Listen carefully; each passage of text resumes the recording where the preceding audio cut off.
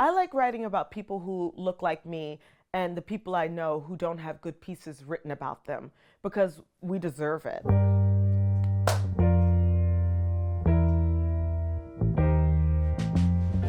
I've written about Jimi Hendrix, Electric Lady Studios, Toni Morrison, Kendrick Lamar, the Watts Riots, Trayvon Martin, Rachel Jeantel, Dave Chappelle.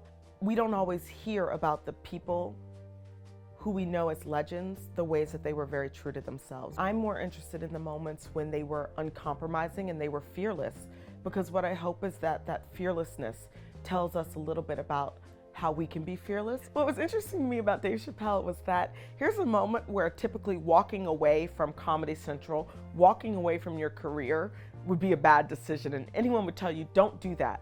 The common understanding of it is that he thought that the show had started to cross a line and that it was actually becoming a source of embarrassment. And so walking away from $50 million was pretty heroic and pretty decent and full of integrity.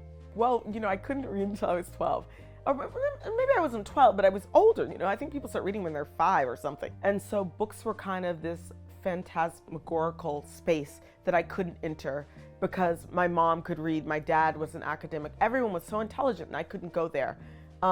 And the moment I could, I just started to read ravenously. One of the books that I remember changing everyone's lives was Beloved. That was the first time people who had been silenced, enslaved people, became human.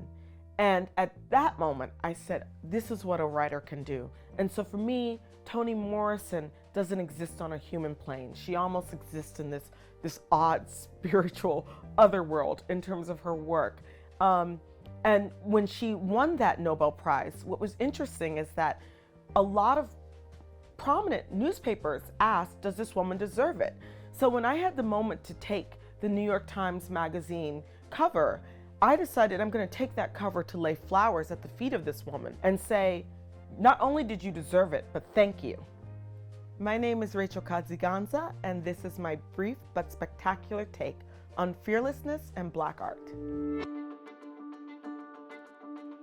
So when I was 38, I took a reporting assignment in Mongolia, in Ulaanbaatar, and it was going to be like a big adventure. I mean, you don't get much more exotic than outer Mongolia. And it was the last adventure like that I was going to have for a long time because I was 5 months pregnant. The doctors I talked to said it's fine to fly until your 3rd trimester, off you go. But the second night I was in Mongolia, I went into labor in my hotel room, and I gave birth in the bathroom at my hotel. And for 10 minutes, I was somebody's mother. And then the baby died before the ambulance got there. And that was that. That was that.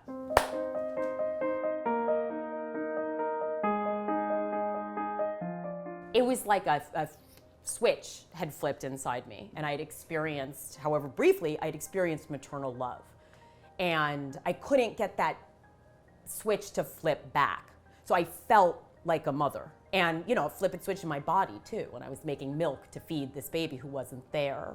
It was almost like an identity crisis. It was like, I know I'm a mother, but I sound crazy if I say it because I have no child. While the particulars of my situation are unusual, like I have yet to meet another woman who's like, I too lost a baby in a hotel in Mongolia. Like, that's weird. But miscarriage is extremely common. I was doing this reading in the Bay Area, and this woman said, I have 3 children who are alive. I lost 4 babies, and I'm 77 years old, and I miss every one of them. I just had always thought that if you were dogged and strategic, and you had tenacity, you could get what you wanted. But being dogged and strategic and tenacious has not convinced my body to make a child.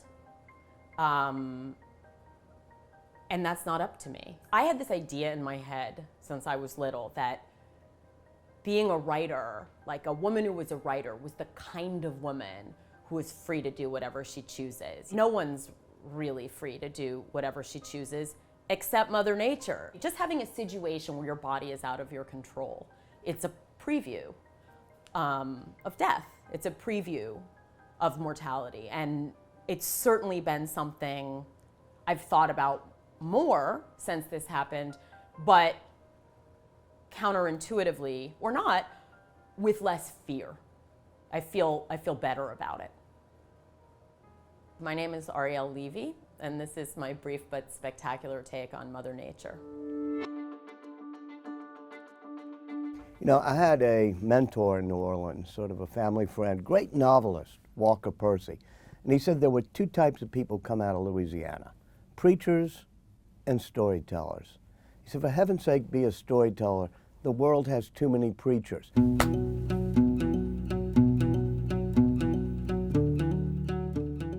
I like to take on subjects for my biography that stand in the intersection between the arts and the sciences.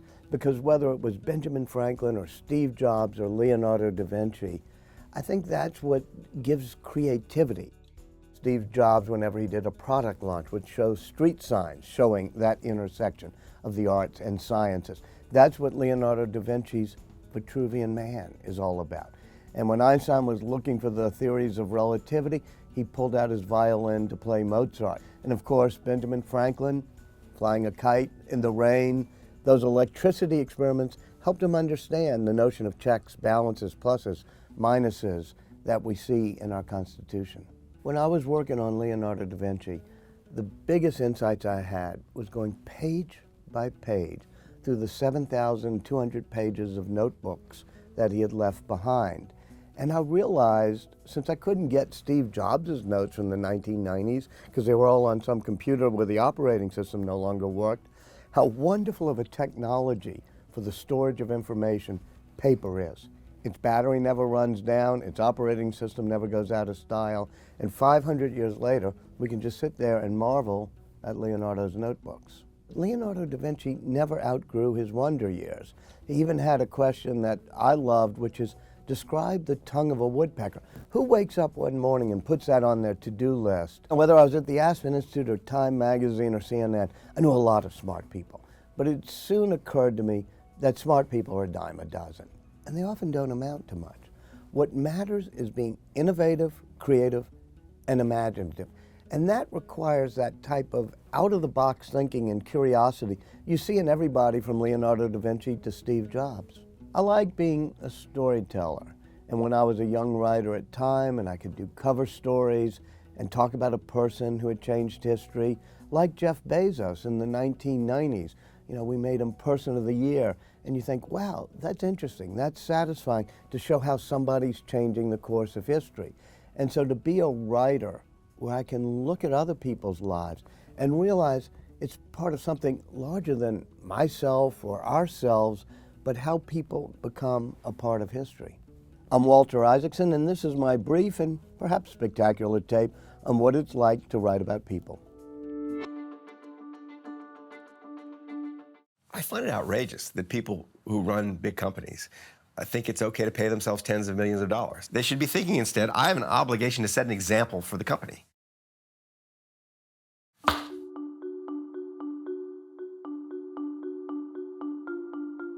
It was an accident that I got a job on Wall Street.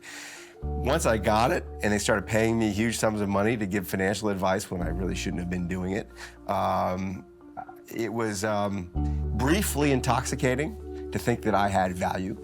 Once I sort of figured out how it worked, I lost interest in it and built on the side a career as a writer. If you insist on truly understanding something before you write about it, you can explain it. I do have an advantage in that I worked in the place long enough and had to grapple with fairly complicated financial concepts, and I know how much BS there is and how often people, even in the financial world, think they kind of understand something when they don't. So I'm not shy about pushing people until I feel like I've got a proper explanation. In the arenas of American ambition, in Hollywood or Silicon Valley or Washington or Wall Street, that there's a knowingness about people. They don't want to seem like they don't know. And they think that if they don't know, they're going to seem stupid.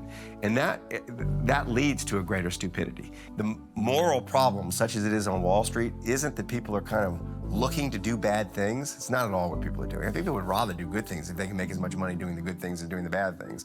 But they're looking to make money. We live in a society in which the elites have maybe more power than they've ever had, a greater share of the wealth than they've had in a very long time. But it's not clear they feel much in the way of obligation to the society. There's a natural tendency for people to tell the story of their lives, of their success, forgetting all the accident that was involved, all the help they got, all the gratitude they should feel. My name is Michael Lewis, and this is my brief but spectacular take on the things that interest me.